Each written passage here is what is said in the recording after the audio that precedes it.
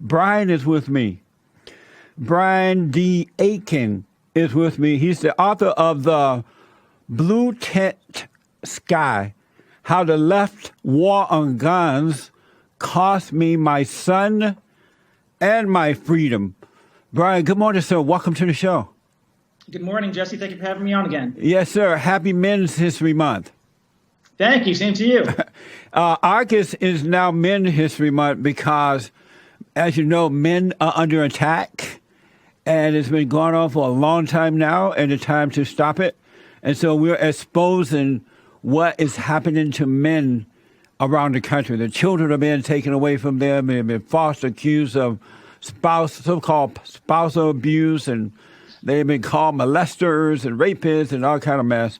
So we have to clean that up. So we have now deemed August as Men's History Month. And July is... I don't know if you read my book, but I lived that nightmare in the state of New Jersey. And it was, they used anything that they could to, without any sort of evidence, to attack me. Yeah. I spent much the past 10 years trying to be an example of what a man should be. So that way, all of those accusations could just fall flat on their face. But it doesn't change the fact that, the state and people are coming after men, and they don't need any evidence to support their claims. That's right. You were moving and transporting your guns. You did everything that was right. You did all the right things, but yet you ended up going to prison briefly. Tell the folks what happened to you. Yeah, so back in 2009, I was moving from Colorado to New Jersey and did everything. Called the New Jersey State Police, asked them how I was supposed to move with my firearms. I talked to TSA. I flew with my firearms. And I was moving from a residence in South New Jersey to Northern New Jersey, got pulled over, and ultimately got arrested for illegal possession of firearms, which were completely legal. They were purchased legally. Like, there was nothing illegal about these guns. And I went to trial, and the judge refused to let the jury know about the laws that protected my rights. So they weren't allowed to consider the Second Amendment. They weren't allowed to consider the federal law, the Firearm Owners Protection Act, that allowed me to transport firearms. And they weren't allowed to know about New Jersey's own laws that allowed for the legal transportation of firearms. And the jury came back 3 times and said, we know that there's laws that protected what Brian was doing. Can we know what those laws are? And the judge all 3 times said, I'm telling you, I'm the law. And as a matter of law, you're not allowed to know if Brian was legally transporting firearms. All you're allowed to consider is if he possessed. If he possessed, he's guilty. That's amazing. That's mind-blowing. Is it legal for the judge to do that? No, and it was overturned by the appellate division, but not until I was sentenced to 7 years in prison because the judge tied the jury's hands. I ultimately spent 4 months in prison before Governor Chris Christie commuted my sentence and let me out back in 2010. And then Governor Christie, just before he left office this year, granted me a final and complete pardon back in January of this year. But this judge he was just advocating for his own liberal interests and his own liberal agenda against anti-gunners and really outspoken conservative men. And when you think about it, I wasn't just punished by that one particular judge. When I went before a family court judge, the family court judge said that because I owned guns, he wasn't convinced that I couldn't continue to own guns. And for that reason, I provided an unsafe environment for my child. Amazing. And so that my legal custody had to be taken away because I was a law-abiding gun owner. What a mess. Your mother was afraid for you, and she called the cops on you. That's why all this happened. Do you blame your mother for what happened to you? A lot of people might. I don't. Why not? Well, because there were so many opportunities for the prosecutor and law enforcement and the judge to look at what was going on and say, okay, clearly there was no criminal intent. There's no mens rea. And in the absence of any criminal intent, you just simply drop the charges. You just don't indict. But ultimately, the state of New Jersey, they're the ones that saw something that was a mother's concern, which I can see how her eyes, she could have been concerned. even though she didn't actually talk to the police, she realized that it was an overblown concern of hers, and she immediately hung up the phone. And so the police responded to an abandoned 911 call. Instead of actually talking to the police officers and filing some sort of complaint, she hung up the phone. And the state refused to drop the charges. Instead, they said, let's go, full steam ahead, and let's make an example out of this guy. And in fact, there was a liberal attorney general in the state of New Jersey who wanted to specifically make an example out of conservative men who were gun owners at that time.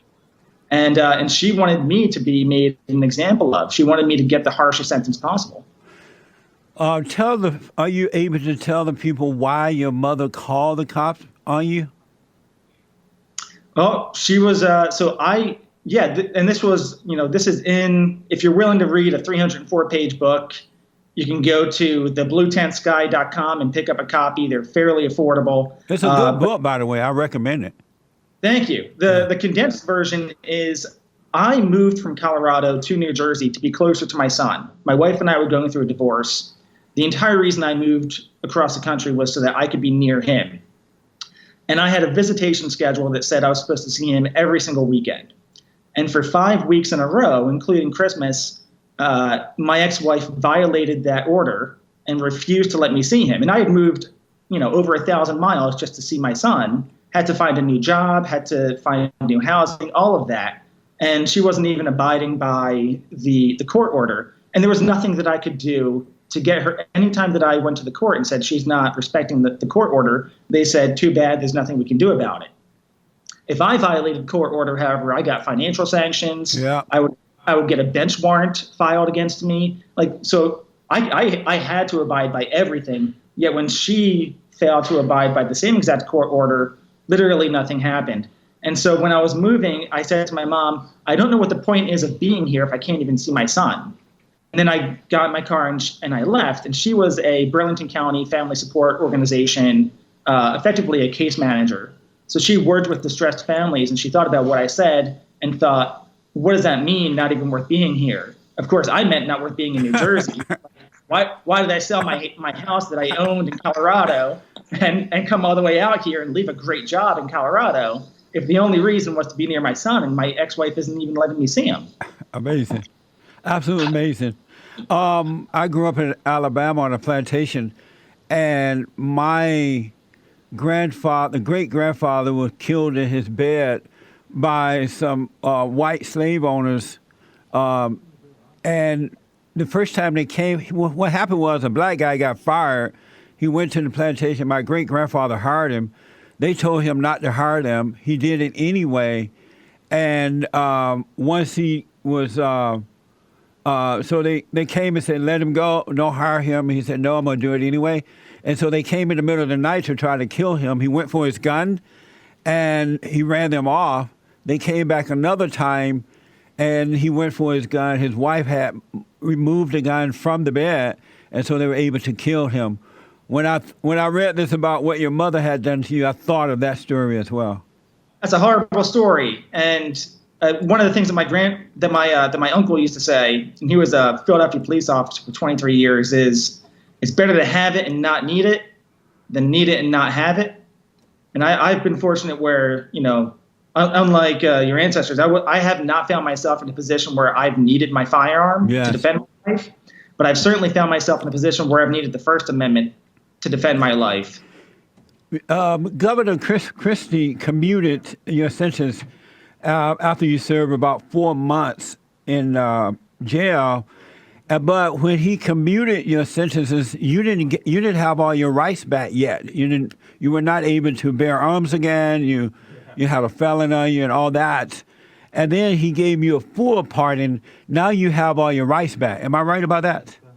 You are, and I'm still working on that. So I've teamed up with a company called Law Shield, and my rights have technically been restored, but I'm still trying to do everything that I can to make sure that I can finally go through and actually purchase, my first handgun in a decade without, the state police coming after me or anything. Because you really want to be buttoned up on this. You really want to make sure that everybody understands, hey, the pardon, that means that I can own firearms again. Yeah.